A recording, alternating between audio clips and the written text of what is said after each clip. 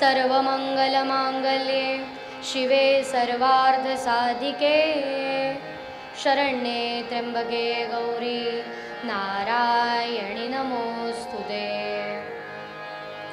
वक्रतुंड महाकाय सूर्यकोटि समप्रभ निर्विघ्नं कुरु मे देव सर्वकार्येषु सर्वदा। राम कृष्ण हरि जय जय राम राजा राम राम कृष्ण हरि जय जय राम राजा राम।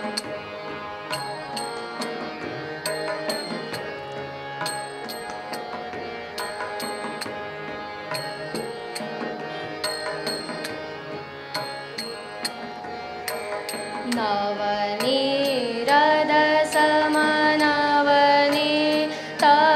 प्रिय नवनीरद समनवनीत प्रिय नवल विनोद विहारी राजा राम नवल विनोद विहारी राजा राम राम कृष्ण हरि जय जय राम।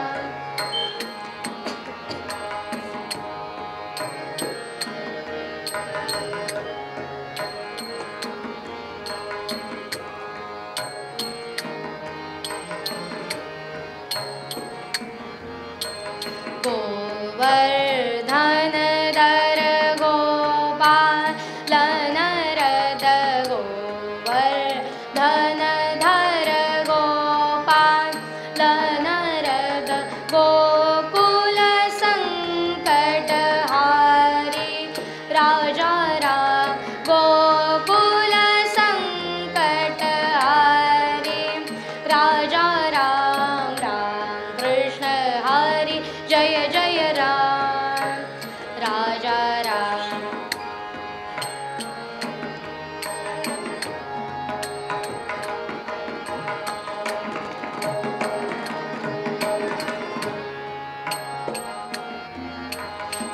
शरणागत दीन चरणी नेई शरणागत दीन राजा राम चरणी लक्ष लागो रे सीताराम चरणी लक्ष लागो हरि संगे रंगत देह वाहो रे कीर्तन संगे हरि संगे हो कीर्तन संगे हरि संगे रंगत देह वाहो रे राजा राम चरणी लक्ष लागो लागो लागो सीताराम चरणी लक्ष लागो।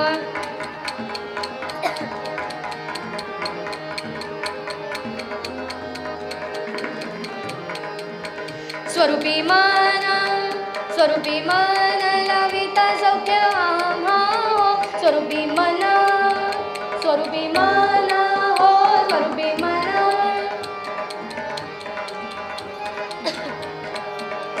स्वरूपी मन लाविता सौख्य आम्हा हो काम क्रोधादि दादी निज धाम धाम धाम राजा राम चरणी लक्ष लागो रे सीताराम चरणी लक्ष लागो रे राजा राम चरणी बालकृष्ण चरणी सीताराम चरणी लक्ष लागो। राम राम राम राम सीताराम सीताराम राम राम राम सीताराम सीताराम राम राम राम सीताराम सीताराम राम राम राम सीताराम सीताराम राम राम राम राम सीताराम सीताराम राम राम राम राम सीताराम सीताराम। बोला पुंडलिक वरदे हरि विठ्ठल श्री ज्ञानदेव तुकाराम आर्य सनातन वैदिक हिंदू धर्म की जय। राजाधिराज प्रभु रामचंद्र स्वामी महाराज की जय। श्री राष्ट्रोळी माता की जय। जय जगदंब उदयोस्तु मंगलमूर्ती मोरया श्री गुरुदेव दत्त। श्रोते हो, गुरुद्वादशीच्या निमित्तानं आजची ही कीर्तन सेवा या श्री राष्ट्रोळी मातेच्या सभा मंडपामध्ये होते आणि या कीर्तनासाठी आज जे पूर्वपद घेतलेलं आहे ते पूर्वपद महिपती बुवांचं, महिपती महाराजांचं. सत्वर सावध व्हावे मनुजा, सत्वर सावध व्हावे, मागे धावत असे अंत कहा.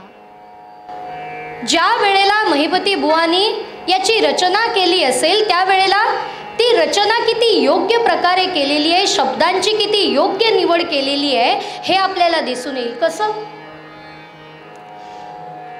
एकेका शब्दावरती जर बोलायचं झालं तर त्याचे विविध पैलू आपल्याला दिसतील. त्यातला उत्तर रंगासाठी लागणारा जो मूळ शब्द आहे, मुख्य शब्द आहे, तो आज आपण या ठिकाणी घेऊया आणि त्याच्याविषयी चिंतन करूया. सत्वर सावध व्हावे हे म्हणत असताना सावध हा शब्द किती सावधपणे वापरलेला आहे हे आपल्याला दिसून येईल. श्री समर्थ महाराज सांगतात, सावधपणा कशा कशामध्ये पाहिजे. ज्या वेळेला त्यांनी सावधपणाची व्याख्या केली, कशा कशामध्ये पाहिजे असं सांगितलं, त्यावेळेला त्यांनी दोन मुख्य मुद्दे सांगितलेले आहेत आणि तिसरा जो सावधपणाचा मुद्दा आहे त्याविषयी ते काय म्हणतात बघा. श्री समर्थ महाराज म्हणतात, पहिले ते हरिकथा निरूपण, पहिले ते हरिकथा निरूपण, दुसरे ते राजकारण, तिसरे ते सावधपण सर्व विषयी.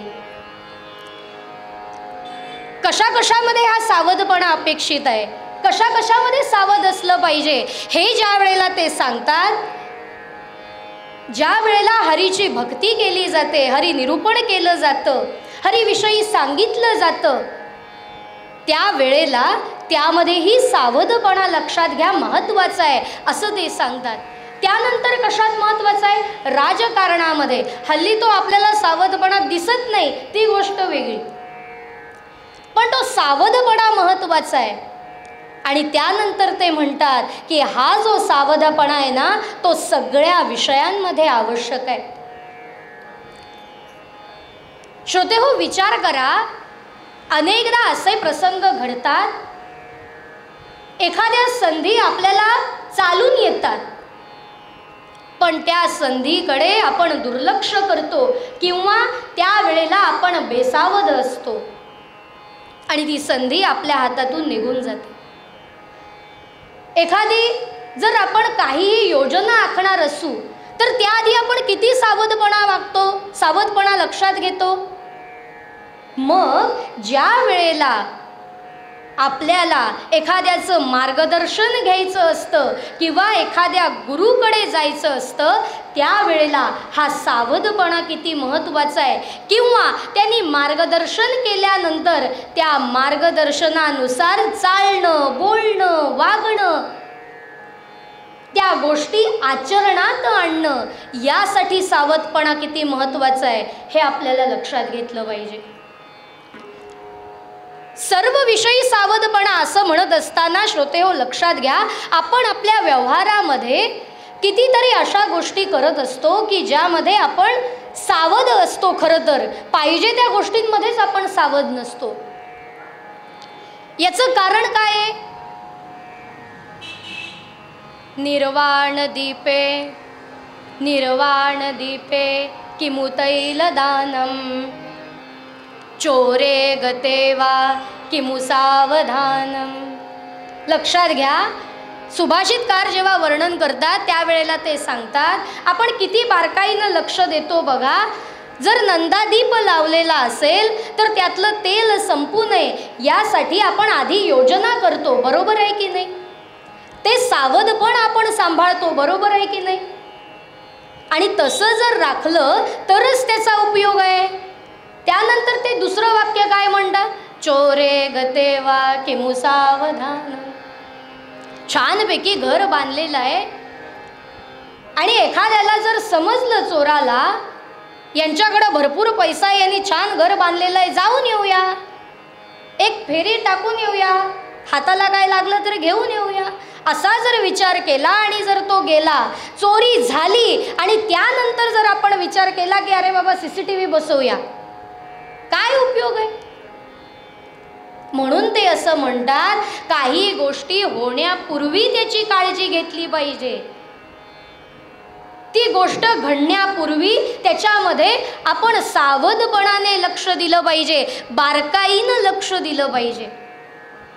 एखादा रोग जर आपल्याला झाला किंवा आपल्याला वाटतंय मला सर्दी होईल, आता कोरोनासारखा येऊन गेला, महाराक्षस, आताचे राक्षस वेगळे आहे ते, आणि म्हणे सुंदर दिसतात, त्यांना स्पर्धा ठेवल्या जातात, कुठले ते आपले आपले समजून घ्या. आणि तो जो येऊन गेला कोरोना, त्याच्यामध्ये किती लोक सावध होती सांगा? जरा सर्दी झाली तरी लगेच वाफ घेतील की नाही?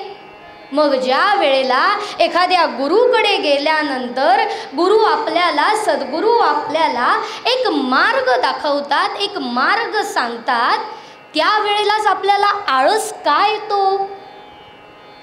त्याच वेळेला आपल्याला असं वेगळं काहीतरी का सुचतं?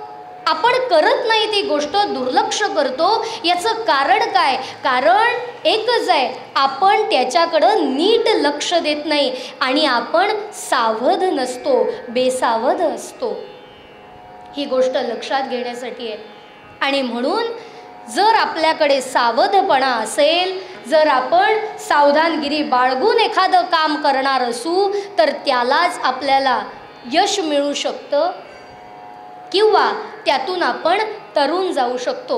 एवढाच या पूर्वपदामध्ये सांगितलेला जो आशय आहे, कमी वेळ असल्यामुळं याचं विवेचन अगदी थोडक्यात आपण पाहिलेलं आहे. आणि हा सावधपणा आपण आपल्या आचार विचारांमध्ये सुद्धा तेवढाच आणणं अपेक्षित आहे, आवश्यक आहे. श्रोते हो, एखादा गुरु, एखादा सद्गुरू जेव्हा आपल्याला मार्गदर्शन करत असतो, ज्या वेळेला आपल्याला सांगत असतो, त्यावेळेला आपण त्याच्याकडं लक्ष देत नाही आणि ते न दिल्यामुळं अनेक घटना घडताना आपल्याला दिसतात.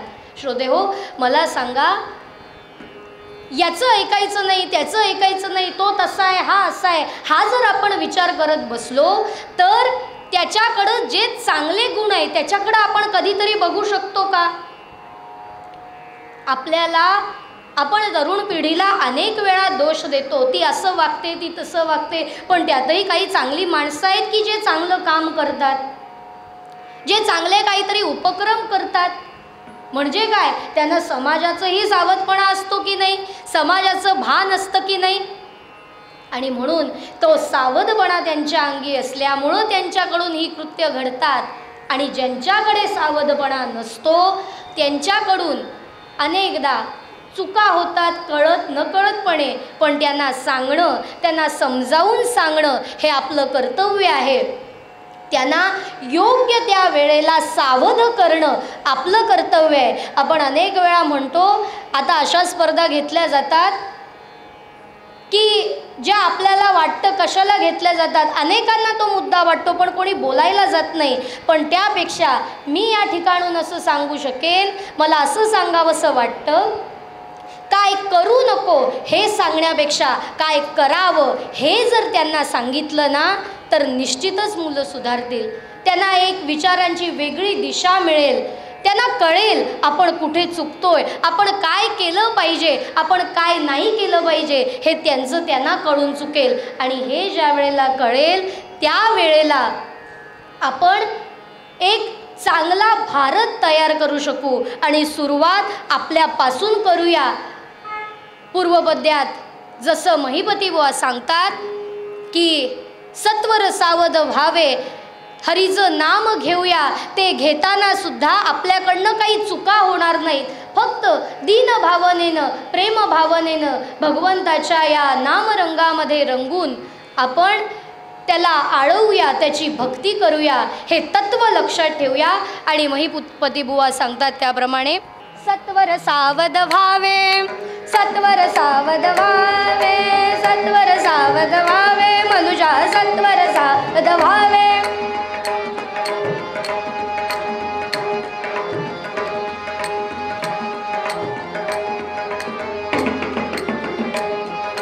सत्वर सावध व्हावे, मनुजा सत्वर सावध व्हावे.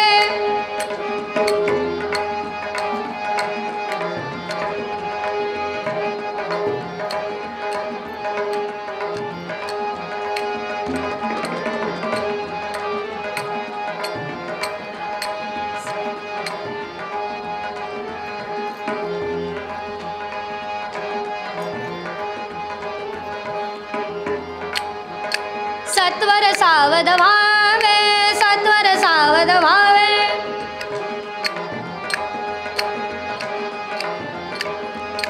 कलिगलमश्वर हरिची नामे, कलिगलमश्वर हरिची नामे, कलिगलमश्वर हरिची नामे, हरिची नामे, हरिची नामे, कलिगलमश्वर हरिची नामे.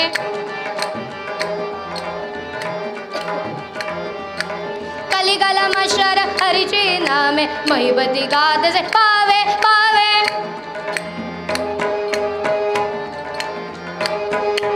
महिबती गाद से पावे पावे. सत्वर सावध व्हावे, सत्वर सावध व्हावे, मनुजा सत्वर सावध व्हावे. सत्वर सावध, सत्वर सावध, सत्वर सावध व्हावे. श्रोते हो, कीर्तनाच्या पद्धतीप्रमाणे थोडा वेळ भजन करूया, आई जगदंबेचं नामस्मरण करूया आणि त्यानंतर आपण उत्तर रंगाकडे वळणार आहोत.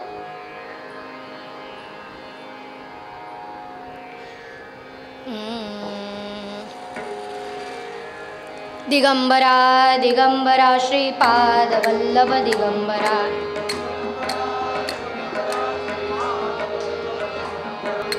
जय जगदंबे माझे आई, मजला ठाव द्यावा बाई.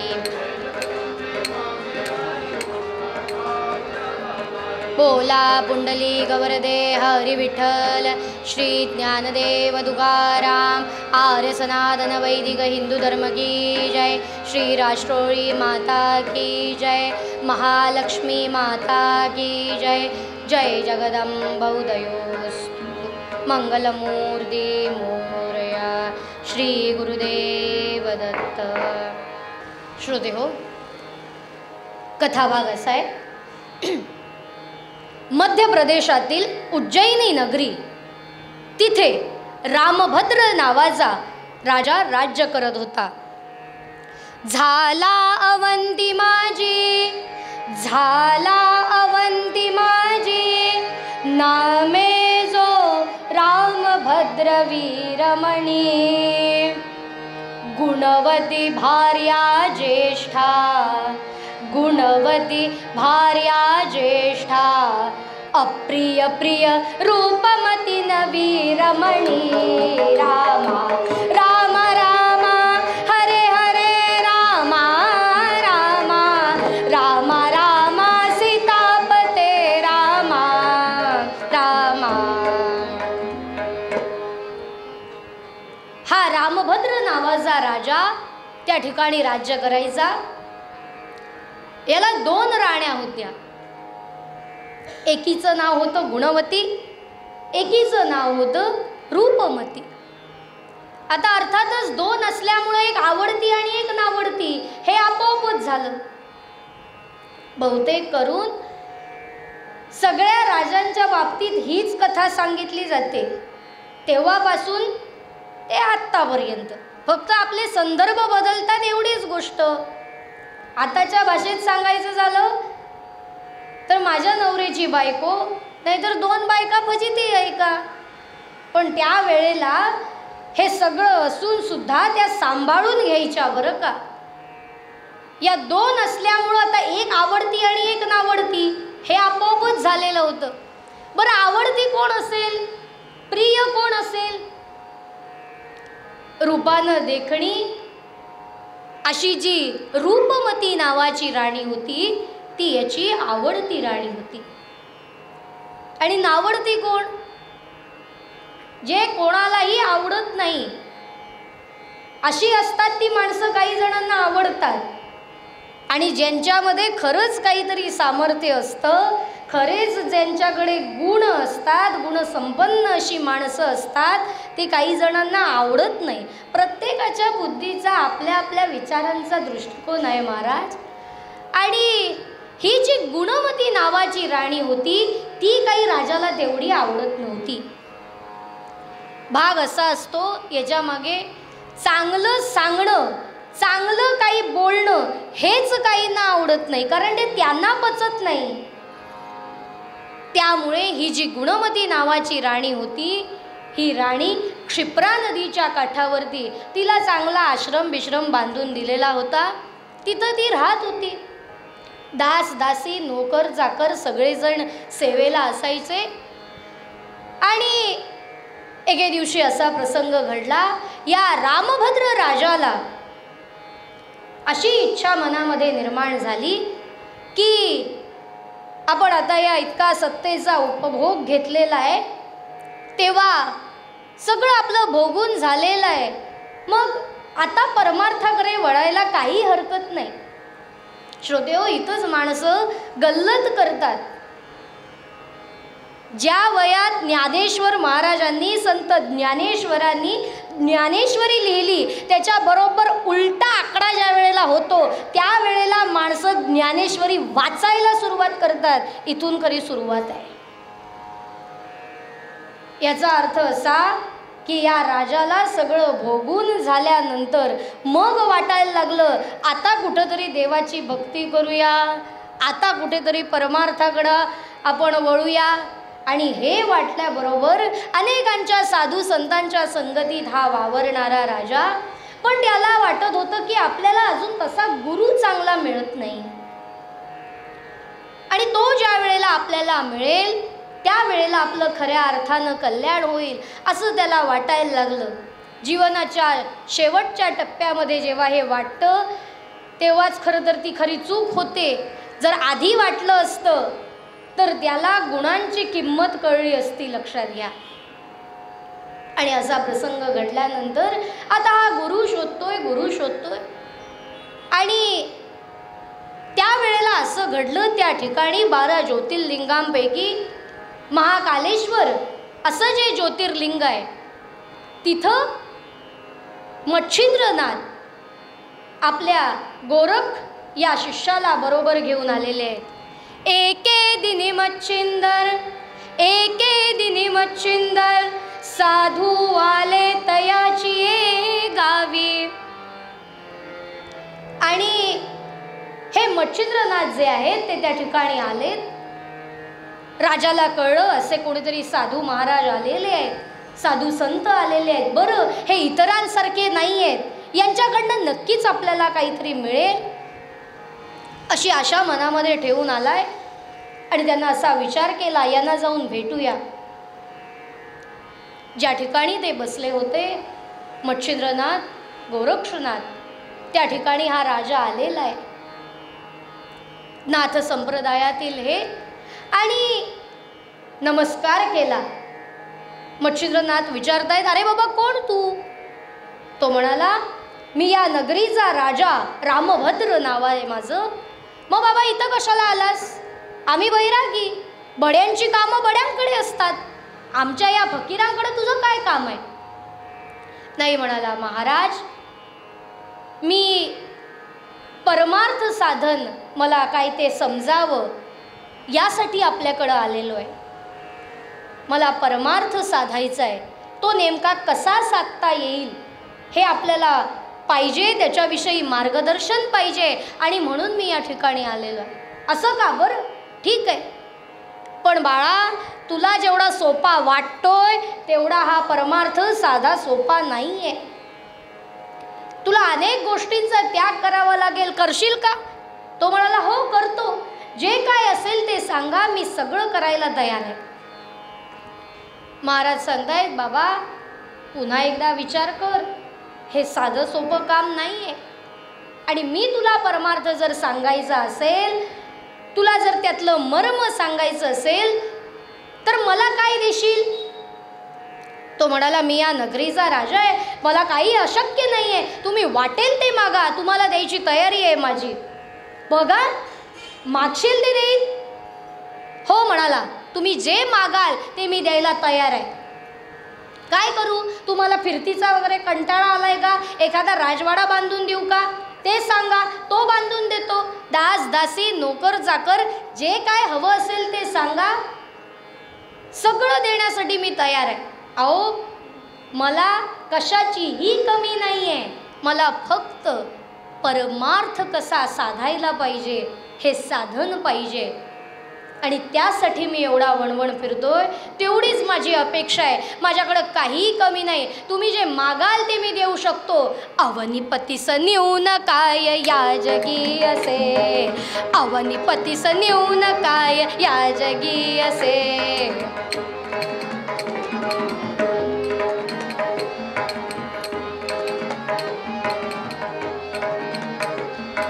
अवनीपतीस न्यून काय या जगी असे, अवनीपतीस न्यून काय या जगी असे. दुर्मिळशी वस्तू मला कोणती नसे, दुर्मिळशी वस्तू मला, दुर्मिळशी वस्तू मला, दुर्मिळशी वस्तू मला, दुर्मिळशी वस्तू मला कोणती नसे, कोणती नसे.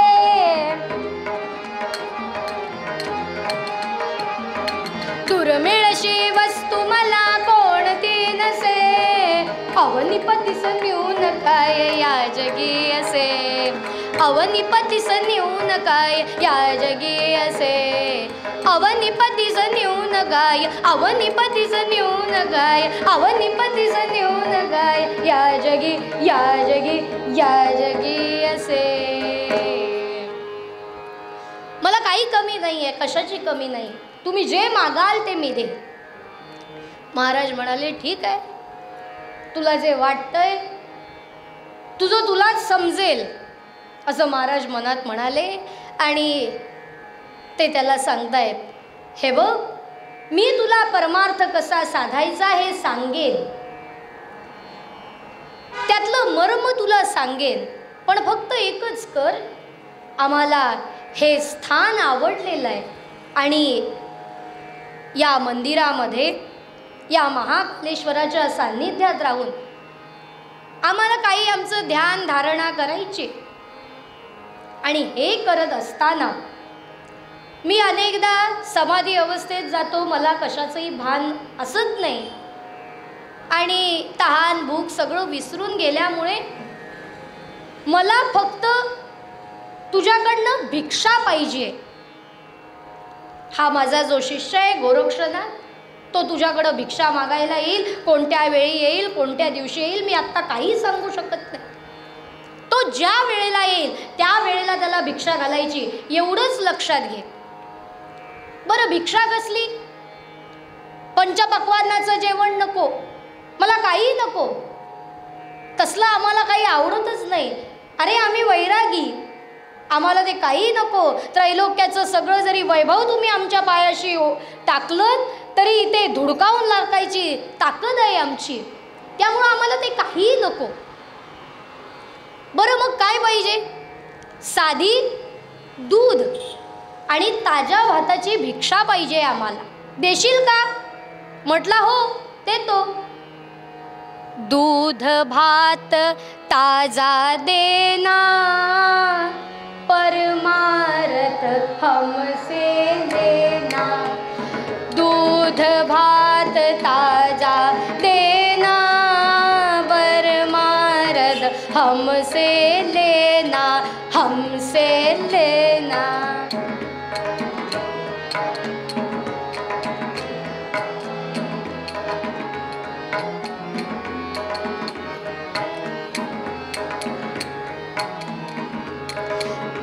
दूध भात देना, परमार्थ हमसे लेना.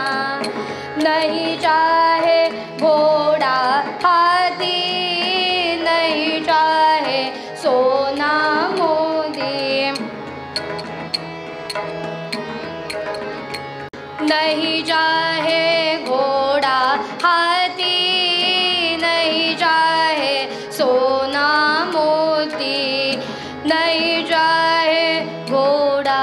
हाती।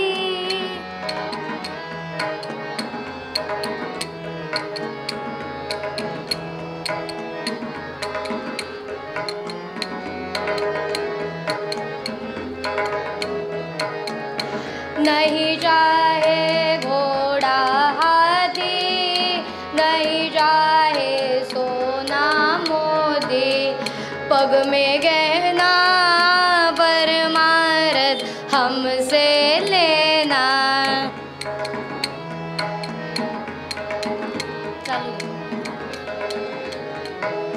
हे बघ, मला घोडा हाती असलं काही नकोय, ना सोनं चांदी काही नकोय, काही नकोय. अरे आम्ही त्यापासनं अगदी विरक्त आहोत.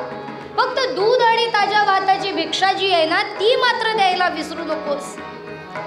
हा कधी येईल मी सांगू शकत नाही. ज्या वेळेला तो येईल त्या वेळेला तू दिलं पाहिजे.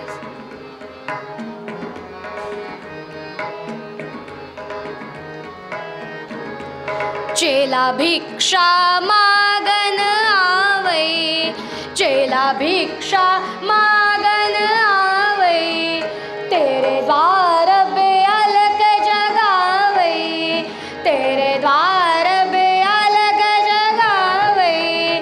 चेला भिक्षा मागन आवै, चेला भिक्षा मागन आवै, तेरे द्वार पे अलग जगावै.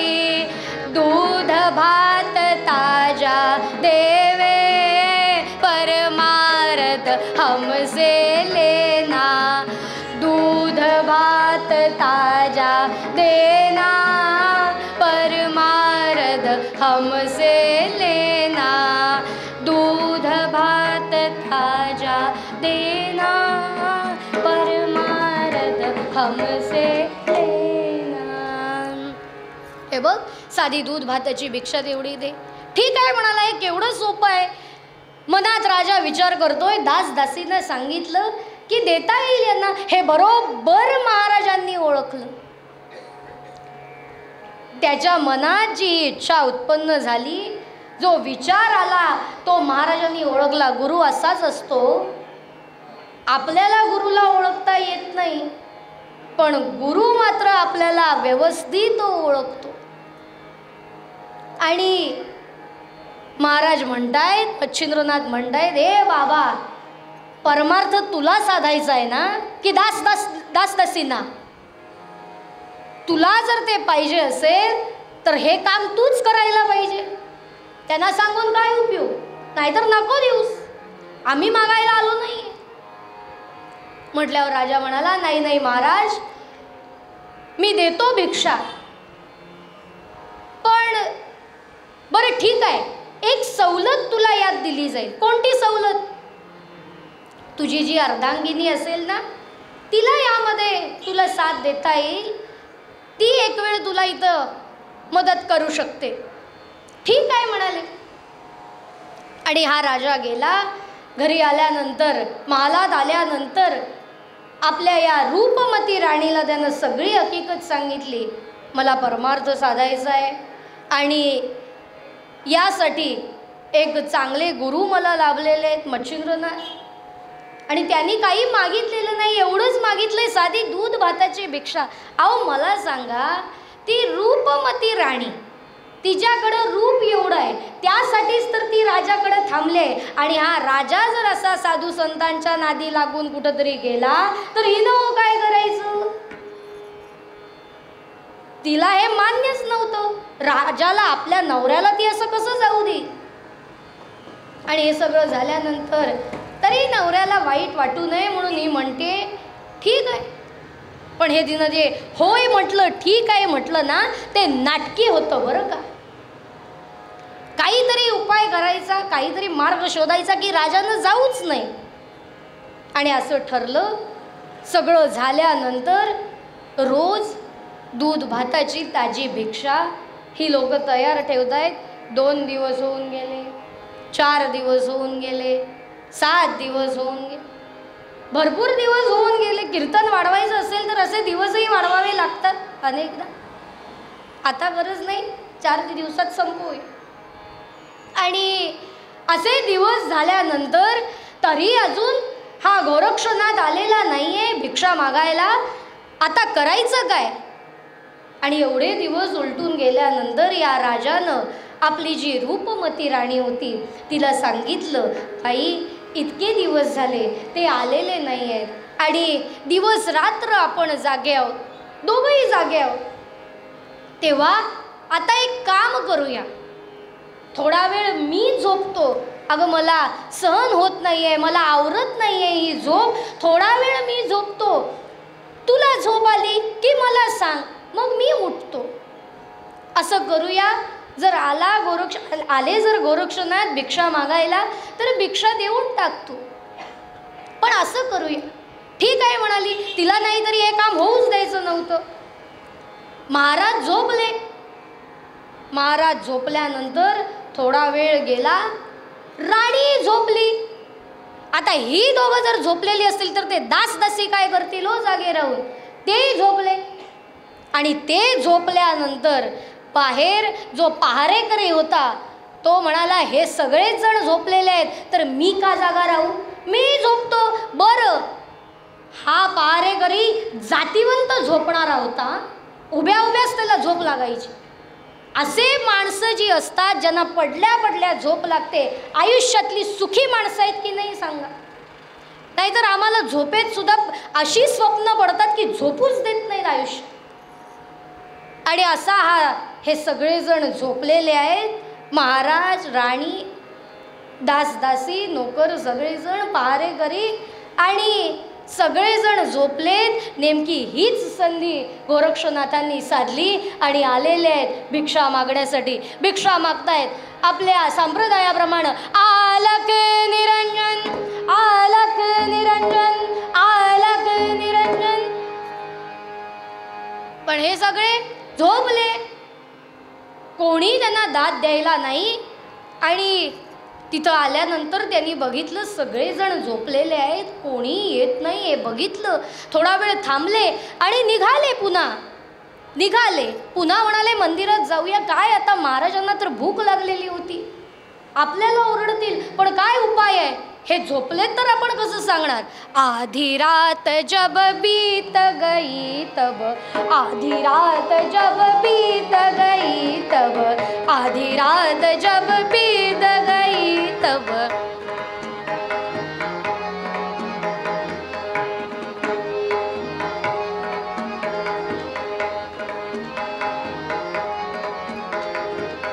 आधी रात जब बीत गई तब, आधी रात जब बीत गई तब, राज मंदिर के द्वार पे रह कर, राज मंदिर के द्वार पे रह कर,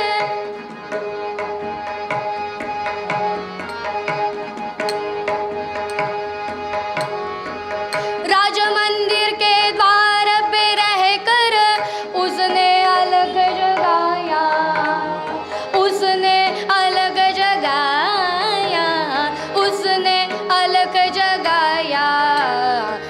आधी रात जब बीत गई तब, आधी रात जब बीत गई तब, आधी रात जब बीत गई तब, बीत गई तब, बीत गई तब.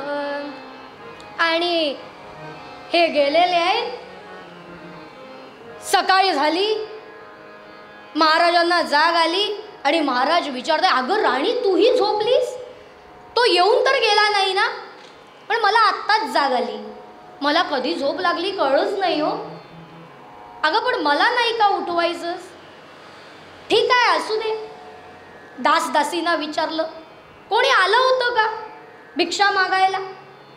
महाराज खरं सांगू का, आम्हालाही झोप लागली हो, कळलं नाही. ठीक आहे म्हणाले. बाहेर गेले, पहारेकऱ्याला विचारलं, अरे बाबा तू तरी जागा होतास का? नाही. तो म्हटला, मी आत्ताच झालो, जागा झालो. जाग येणं आणि ते सुद्धा योग्य वेळी जाग येणं हे फार महत्त्वाचं असतं, लक्षात घ्या. झोपले. आणि यानं सांगितलं, कोणीतरी आला होता, काहीतरी पुसटचा आवाज आपल्या कानी आला होता, पण काही लक्षात नाही बुवा. आला असेल एखादा गोसावी, कोणीतरी आला असेल. हे ऐकलं मात्र महाराज धावत धावत धावत मंदिराकडे गेले, लोटांगण घातलं मच्छिंद्रनाथांच्या पायावर आणि सांगितलं, महाराज महाराज क्षमा करा, अहो इतके दिवस झाले आम्ही तुमची वाट पाहिली आणि तुम्ही आला नाहीत, तुमचा शिष्य आला नाही, झोप अनावर झाली म्हणून जरा डोळा लागला आणि माझ्याकडं चूक झाली, आता काहीतरी उपाय करा, एकच संधी द्या. अरे म्हटले, हट, संधी कसली, जी आली होती ती तू घालवलीस. मी तुला सांगितलं होतं मला कधीही भिक्षा लागेल आणि तू कबूलही केलं होतंस. हे बघ, परमार्थ साधा नाही आहे, तुला मी हे आधीच सांगितलं होतं, त्यातलं मर्म तुला समजणार जर असेल तर तुझ्याकडं सावधपणा पाहिजे, हेही तुला सांगितलं होतं, पण ते तुला जमलं नाही. आता तुला काहीही संधी मिळणार नाही. अरे अजून रूप यवन यामध्ये रमणारा तुला काय कळणार आहे गुणांची किंमत. चल जा निकल मस्त, चल जा निकल मस्त, चल जा निकल मस्त, चल जा निकल मस्त, चल जा निकल मस्त, न करो हमें त्रस्त, हो हुआ ग्रस्त बेशिस्त राजा, चल जा निकल मस्त, चल जा.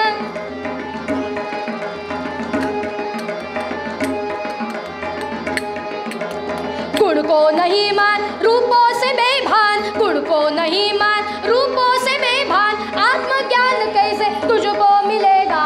चल जा निकल मस्त, चल जा निकल मस्त,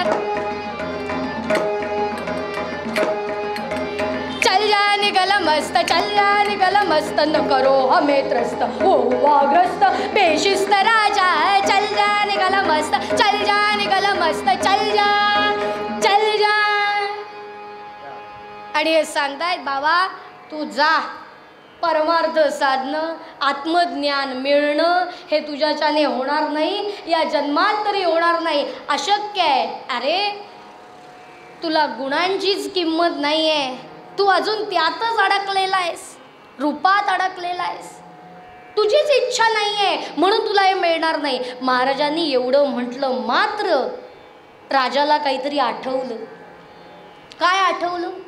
ज्या वेळेला त्यांनी म्हटलं की तू अजून रूपात अडकलेला आहेस, गुणांची तुला किंमत नाही आहे, त्यावेळेला त्याला समजलं मी हे आत्मज्ञान, हे परमार्थ साधन रूपमतीच्या साथीनं साधण्याचा प्रयत्न करत होतो, गुणमतीला मी विसरून गेलो आणि त्यामुळं हे झालं नाही. यानं सांगितलं, महाराज एकच संधी द्या, एकच संधी द्या, विनवणी केली आणि महाराज म्हणाले, ठीक आहे, दिली एक संधी, दिली एक संधी, काय करणार आहेस. महाराज आता तुम्ही केव्हाही पाठवा तुमच्या शिष्याला, दूध भाताची भिक्षा तयार असेल, फक्त एकच करा, आधीच्या पत्त्यावर पाठवू नका, आता पत्ता बदललाय. पत्ता बदललाय ते ठीक आहे, तुझा पत्ता परत कट झाला तर मला माहीत नाही. म्हणजे काय पत्ता बदललाय म्हणजे आता तुमच्या शिष्याला, या गोरखनाथाला, गोरक्षनाथाला तुम्ही क्षिप्रा नदीच्या काठावर, माझा एक आणखीन एक आहे तिथं माणूस जो हे काम नक्की करेल, अशा माणसाकडं पाठवा. म्हणजे कोण? गुणमती नावाची माझी पत्नी, जिला क्षिप्रा नदीच्या काठावरती मी ठेवलेलं आहे. ठीक आहे म्हणाले, एक संधी तुला दिलेली आहे, तुझं तू बघ आता कसं काय ते. आणि हा गुणवती राणीकडं आलेला आहे. बऱ्याच काळानंतर महाराज आपल्या ठिकाणी आले, हे बघितलं.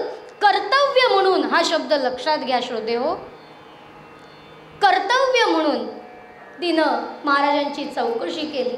अहो इतके वर्ष तिला बाजूला ठेवले, ना तिच्यावरती प्रेम केलंय, अर्थात दास दासी नोकर चाकर सगळं दिलेलं आहे, पण महाराज स्वतः तिच्याकडे कधीच आलेले नव्हते. हे बघितल्यानंतर गुणवती राणी उठून उभी राहिली. महाराज आज आपण इथं, माझी कशी काय आठवण झाली, काय सेवा करू आपली, बोला. हे बघितलं आणि महाराज लाजले, म्हणाले, राणी माझी सेवा करण्याच्या योग्यतेचा, पात्रतेचा मी नाही आहे. तुला मी अनेक वर्ष इथं ठेवलं, तू काही बोलली नाहीस, काही सांगितलं नाहीस, पण आज मी तुझ्याकडं एका वेगळ्या कामासाठी आलेलो. कुठल्या कामासाठी? सगळी घटना सांगितली, हकीकत सांगितली आणि राजा म्हणतोय, महाराणी त्यांचा जो शिष्य आहे ना तो कधीही येऊ शकतो भिक्षा मागायला, पण फक्त एकच आहे, त्याला साधी दूध आणि भाताची, ताज्या भाताची भिक्षा हवी आहे. ती म्हणाली एवढंच ना, ठीक आहे करते मी तुमचं काम. त्यानंतर तिनं गणित मांडायला सुरुवात केली. सगळ्यात नावडीचा विषय आमचा, तिला माहिती आहे. आणि गणित अशी मांडायला सुरुवात केली. काय मांडायला सुरुवात केली? दिवसाचे प्रहर आपल्या पंचांगाप्रमाणे 8, त्याच्या घटका 60, 20 फळांची म्हणजे 20 मिनिटाची एक घटका, हे सगळे हिशोब मांडले. कशासाठी? त्याप्रमाणे भांडी तयार ठेवण्यासाठी. दूध आणि ताज्या भाताची भिक्षा आहे, मग तशी भांडी नको का? आता तुम्ही म्हणाल हा काय वेडेपणा आहे? वेडेपणा नाही आहे. तिनं त्या कामामध्ये स्वतःला इतकं गुंतवून घेतलं, इतकं रमवून घेतलं की त्याशिवाय तिला दुसरं काही सुचतच नव्हतं. आणि रोज असं 20 मिनिटाला तिनं ताजा भात आणि दूध तयार ठेवून भांडी हातात घेऊन रोज ती दरवाजावरती थांबलेली आहे. लक्षात घ्या, कधी हा शिष्य येतोय आणि कधी आपण भिक्षा देणार, या विचारामध्ये ती आहे. आणि हे सगळं करत असताना बरेच दिवस गेल्यानंतर अजूनही गोरक्षनाथ आलेले नाही. वेळ अशीच असते, कधी येते आपल्यालाही कळत नाही. श्रोते हो, त्यासाठी एक वाक्य आहे बघा. एक प्रश्न विचारला गेला, एकच असं वाक्य सांगा प्रभो जे दुःखात जर ऐकलं किंवा वाचलं तर आनंद होईल आणि सुखात वाचलं तर दुःख होईल. असं एकच वाक्य सांगा म्हणाले. सांगतो, सोपं आहे वाक्य. कुठलं? ही वेळ निघून जाईल. विचार करा, जर सुखात वाचलं तर काय वाटेल? सुख कोणाला नको असतं, पण ही वेळ निघून जाईल हे जर वाचलं तर दुःख नाही का होणार? आणि दुःखात वाचलं तर माणूस किती स्वार्थी आहे लक्षात घ्या. आणि नंतर आपण भगवंतालाच दोष देतो. त्याचप्रमाणे ही वेळ कशी चालून येईल, काय प्रसंग घडेल आपल्याला माहीत नाही. असे बरेच दिवस गेल्यानंतर ही महाराणी एक सीनं सांगितलं, महाराज आता माझी स्नानाची वेळ झालेली आहे, सगळं तयार आहे, फक्त मी स्नानाला जाऊन येते, तोपर्यंत तुम्ही लक्षात ठेवा. आणि आले महाराज, आले शिष्य त्यांचे की देऊन टाका ही भिक्षा. मी ही केली आणि ही आली. असा विचार केला. एक वस्त्र अंगावर फक्त, आणि ही गेली आहे स्नानासाठी. इथं या महाराजांनी हातात भांडी घेतली आणि दरवाजावरती उभे थांबले. बराच वेळ झाला. मग यांनी असा विचार केला, ही भांडी घेऊन उभंच कशाला राहायला पाहिजे, ठेवली तर काय बिघडतील. भांडी बाजूला ठेवली. आता म्हटले उभंच कशाला राहिलं पाहिजे, बसलं तर काय होईल, म्हणून बसले. बसून बसून तरी किती वेळ वाट बघणार. आता काय करायचं, थोडा वेळ तक्क्याला टेकून डुलकी काढूया असा विचार केला. आणि श्रोते हो, तक्क्याला टेकून जी डुलकी होती तिचं झोपेत रूपांतर कधी झालं हेही कळलं नाही. आणि महाराज झोपले. पुन्हा एकदा हीच संधी महाराजांनी साधलेली आहे आणि आलेले आहेत. आलक निरंजन, आलक निरंजन, आलक निरंजन. श्रोते हो, आम्हाला स्वरात गाणी म्हणायला कठीण वाटतं अनेकदा, आणि हे स्वरात घोरत होते. लक्षात घ्या, सप्त सूर लावलेले आहेत आणि घोरतायत, अशी झोप आहे. आणि हे सांगताय, पुन्हा एकदा बघितलं महाराज निरंजन झोपले. आता काय करायचं, पण तेवढा पुसटसा आवाज आंघोळ करत असलेल्या, स्नान करत असलेल्या त्या गुणवती राणीनं ऐकला. आणि तिनं विचार केला, अरे अरे अरे महाराज, हीच संधी साधलीत का आपण. फक्त एक वस्त्र परिधान केलेलं आहे आणि ही आली धावत धावत महाराजांकडं. दूध भाताची ती जी भिक्षेची भांडी होती ती घेतली आणि महाराजांच्याकडं आलेली आहे. नमस्कार केलाय, महाराज महाराज क्षमा करा, असे जाऊ नका, ही घ्या भिक्षा तयार आहे. आणि महाराजांना सांगते, पण गोरक्षनाथ वळलेले आहेत, निघालेले आहेत. महाराज हे बघा, जर भिक्षा घ्यायची नसेल ना तर तुम्ही भस्म करून टाका या देहाला. अहो, तुमची अवकृपा घेऊन जगण्यापेक्षा हे जीवन संपवलेलं बरं. मला नको हे जीवन, या जगण्यामध्ये मला काही अर्थ नाही. पण तरी हे गोरक्षनाथ ऐकेनात. हे पाहिलं, पाव परू तोरी जोगी, मत जा मत जा मत जा जोगी, मत जा मत जा मत जा जोगी.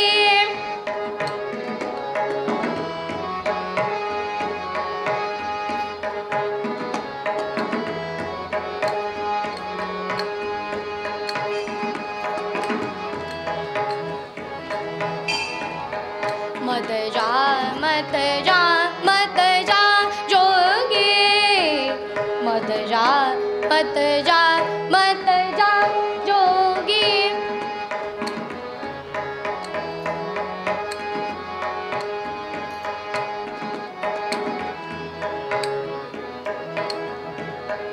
अगर चंदन की चिता जलाए, अगर चंदन की चिता जलाए, उसमें हाथ जला जा जोगी, मत जा मत जा मत जा जोगी. महाराज महाराज जाऊ नका. अहो, मी काय करू, इतके दिवस वाट बघत होते, तुम्ही आला नाही. आणि आज मी जरा स्थानासाठी गेले, अहो यांचंही लक्ष नाही उरलं. बिचारे तेही तुमची वाट बघतायत, कसं सावरून घेते बघा महाराज. आणि त्या वेळेला तुम्ही आला नाही. आज ही वेळ तुम्ही साधली. महाराज, असं करू नका. तुमची अवकृपा घेऊन जगायचं नाहीये मला, हे सांगते महाराणी. पण गोरक्षनाथ ऐकायला तयार नाही. प्रार्थना केली, विनवणी केली, तरी ऐकायला तयार नाहीत. हे पाहिलं, मत जा मत जा मत जा जोगी, मत जा मत जा मत जा जोगी, मत जा मत जा मत जा मत जा मत जा मत जा जोगी. हे पाहिलं, आणि तशीच भिक्षेची भांडी घेऊन ज्या ठिकाणी हे मच्छिंद्रनाथ बसले होते ना, त्या ठिकाणी आलेली आहे, लक्षात घ्या. आणि त्यांना सांगितलं, महाराज तुम्हाला भूक लागली असेल ना, ही घ्या, दूध भाताची भिक्षा मी तुमच्यासाठी आणलेली आहे. तुमच्या शिष्याला इथपर्यंत चालत यायला थोडा वेळ लागला असता, म्हणून मी आले, घ्या, स्वीकार करा या भिक्षेचा, असं सांगितलं. आणि महाराजांना कळलं, जी संधी आपण राजाला दिली होती त्या संधीला योग्य पात्र अशी ही एकटीच आहे. आणि या मच्छिंद्रनाथांनी तिच्यावरती कृपा केली. अष्टसात्विक भाव जागृत झाले आणि ही आदिशक्तीमध्ये मिसळून गेली, आदिशक्तीच्या स्वरूपामध्ये मिसळून गेली, एक रूप झाली, मुक्ता अवस्थेत गेलेली आहे. हे झाल्यानंतर महाराजांना जाग आली. इकडे तिकडे बघितलं, महाराणी नाही आहेत, भिक्षेची भांडी नाही आहे, गेली कुठे? तडक उठले आणि मंदिरामध्ये आलेले आहेत. महाराज, हे काय? महाराणीला बघितलं, तिची ती अवस्था बघितली आणि महाराज विचारतायत, हे काय? काय नाही म्हणाले, जे तुम्ही करू शकला नाही ते त्यांनी केलं. म्हणजे परमार्थ तुम्हाला साधायचा होता, आत्मज्ञान तुम्हाला पाहिजे होतं, पण ते यांना मिळालेलं आहे. मग आमच्या परमार्थाची पुन्हा वाट लागली. अहो, नंबर आम्ही पहिला लावलेला, हो, पण आलं कोण पहिलं? लक्षात घ्या ही गोष्ट. काय हवं असतं? सावधपणा हवा असतो. मग महाराज आता आमच्यावरती कधी कृपा करणार? ते म्हणाले, या जन्मात नाही, पुढच्या जन्मात. परमार्थ साधायचा आहे, आत्मज्ञान हवंय, या म्हणाले पुढच्या जन्मात. बरं, पुढच्या जन्मात माझ्यावरती तुम्हीच कृपा कराल ना, तुम्हीच असाल ना? नाही म्हणाली, छे छे छे छे, आता माझी काही गरज नाहीये. मग ही जी तुझी पत्नी आता जिला मुक्तावस्था प्राप्त झालेली आहे, आदिशक्तीच्या स्वरूपात ती मिसळलेली आहे, तीच तुला आत्मज्ञान देईल, तीच तुला परमार्थ कसा साधायचा हे शिकवेल. बरं ठीक आहे, पण हे ओळखायचं कसं? विठ्ठलपंता पोटी, विठ्ठलपंता पोटी घेतील देवत्रयश अवतार. विठ्ठलपंत आणि रुक्मिणी यांच्या पोटी निवृत्ती, ज्ञानदेव, सोपान असे जसे काही ब्रह्मा, विष्णू, महेश हे 3 देवाचे अंश जे आहेत ना ते पोटी जन्माला येतील. आणि त्यांच्याच बरोबर कोण असेल? मुक्ताई ही असेल, लक्षात घ्या. आणि त्या मुक्ताईच्या स्वरूपात आता जी आदिशक्तीच्या स्वरूपात मिसळलेली तुझी महाराणी आहे ना, ही जी गुणवती आहे ना, ती अवतार घेईल फक्त तुला आत्मज्ञान देण्याकरता, तुला परमार्थ शिकवण्याकरता. आणि त्यावेळेला मी कोण असेल?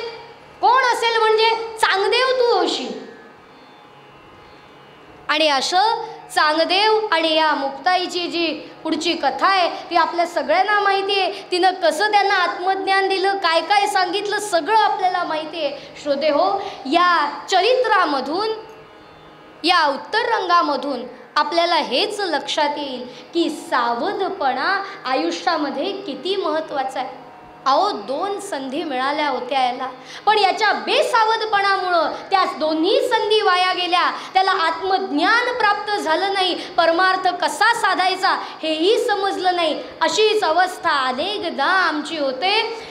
ज्या वेळेला आपल्याला संधी चालून येते, ज्या वेळेला आपल्याला कोणीतरी काहीतरी चांगलं सांगतं, त्यावेळेला आपले कान बंद होतात, डोळे बंद होतात आणि झोप लागते, लक्षात घ्या. आणि हा बेसावधपणा आपल्या अंगी असल्यामुळं आपल्याला सावध राहून जे साधता येतं ते साधता येत नाही, हा भाग लक्षात ठेवूया.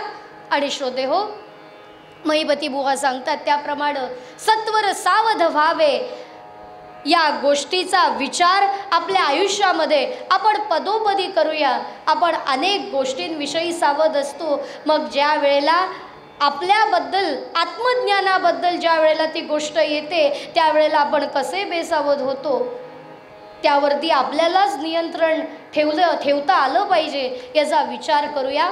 आणि महिपती बुवा सांगतात त्याप्रमाणे पूर्वपद्यात भैरवीच्या स्वरामध्ये आपण या कीर्तन सेवेला विराम देणार आहोत. या ठिकाणी श्री राष्ट्रोळी देवीच्या या मंदिरामध्ये श्री प्रदीप मराठे यांनी इथं कीर्तन करण्याची मला संधी दिली, याबद्दल मी त्यांची अत्यंत ऋणी आहे. आयोजकांचेही मी या ठिकाणी ऋण व्यक्त करते.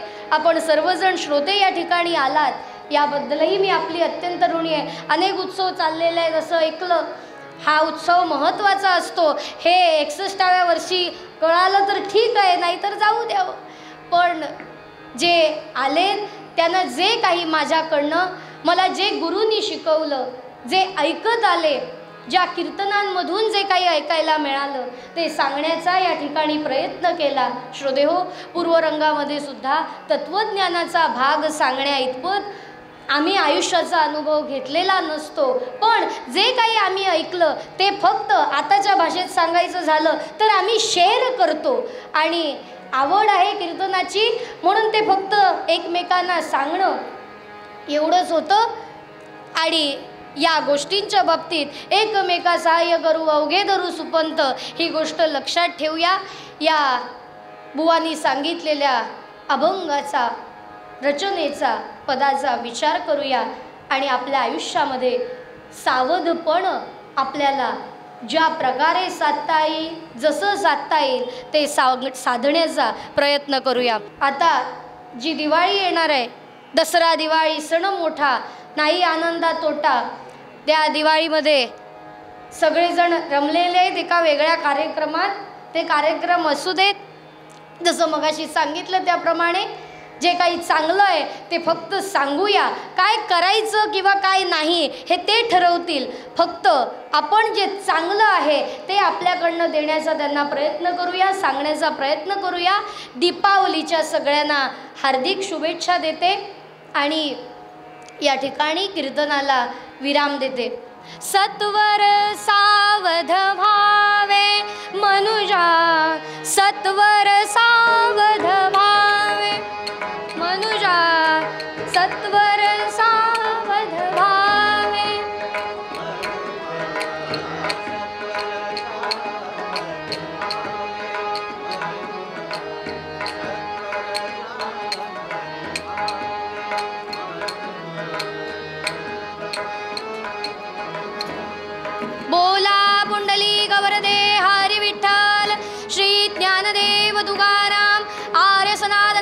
हिंदू धर्म की जय, गो माता की जय, श्री राष्ट्रोळी माता की जय, श्री महालक्ष्मी माता की जय. जय जगदंबा उदयोस्तु मंगलमूर्ती मोरया. श्री गुरुदेव दत्त. सब संतन की जय.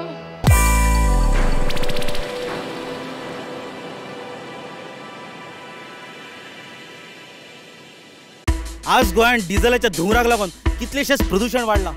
हवेन वाडलेल्या कार्बनाक लागून लोकांक श्वास घेवपाक त्रास जाता. अरे डिस्टर्ब करू नाका रे, राम असो. जशे व्हडल्या व्हडल्या शहरांनी प्रदूषणाचो लेवल वाडला तशी दुयेंसांय वाडल्या.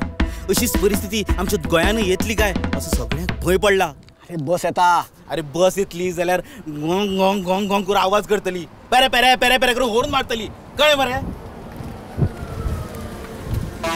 हे कितें रे?